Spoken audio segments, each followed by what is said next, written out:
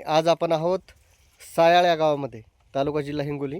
या ठिकाणी आपण हळदीचा प्लॉट बघण्यासाठी आलो आहे. आज तारीख आहे 12 डिसेंबर आणि 12 डिसेंबर या दिवशी जर आपण हा प्लॉट बघितला तर पूर्ण असा हिरवा प्लॉट आहे. यांनी सुरुवातीपासून मल्टीप्लायरचा वापर केला आहे. त्यांनी कशा प्रकारे वापर केला आणि त्यांना रिझल्ट कसा आला, गेल्या वर्षीसुद्धा त्यांनी याचा वापर केला होता.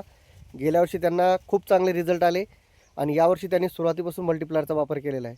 तर आपण आता त्यांच्याकडून या सविस्तर या प्लॉटबद्दल माहिती घेऊ. त्यांनी कशा प्रकारे वापरलं, कसं वापरलं, ती सगळी माहिती आपण त्याच्याकडून घेऊ. नमस्कार भाऊ. नमस्कार. आपलं नाव सांगा. पंजाबराव आनंदराव पोले, हां, राहणार सायळा. बरं. याला की आतापर्यंत आपण मल्टीप्लायर किती वेळेस दिले? 4 वेळेस दिले. 4 वेळेस दिले. हा. बरं, मल्टीप्लायर वापरल्यानंतर काय काय फरक जाणवला? मल्टीप्लाय वापरल्यामुळं खूप चांगला म्हणजे प्लॉट हिरवेगारपणा, फुटव्यामध्ये पुन्हा त्याची वाढ. गेल्या वर्षी किती वेळेस वापरलं होतं तुम्ही? गेल्या वर्षी बी 3 वेळेसच वापरलं. तर एकरी ॲव्हरेज किती बसला होता? एकरी 35चा काढला मी.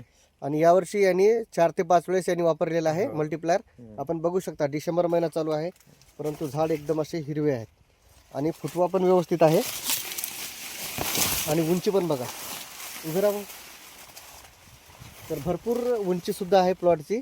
आणि या कंडिशनला आता बरेच प्लॉट हे करप्यामुळं करपलेले आहेत, परंतु हा प्लॉट अजून पण हिरवा आहे बघा. आणि यावर्षी किती ॲव्हरेज निघेल मामा?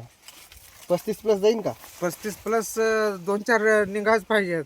आता आपण पुढच्या महिन्यामध्ये या ठिकाणी येणार आहेत अजून 15 दिवसाला. आणि 15 दिवसाला शेंगेची जाडी आणि लांबी हे तुम्हाला कशा प्रकारे वाढलेली आहे हे सुद्धा तुम्हाला दाखवू. कारण आता जे रग आहे या पानामध्ये ते आता पानातील जे अन्नद्रव्य साठवलेले आहेत ते आता मुळाद्वारे आपल्या कंदामध्ये जातील आणि कंदाची फुगवण आता सुरू होणार आहे.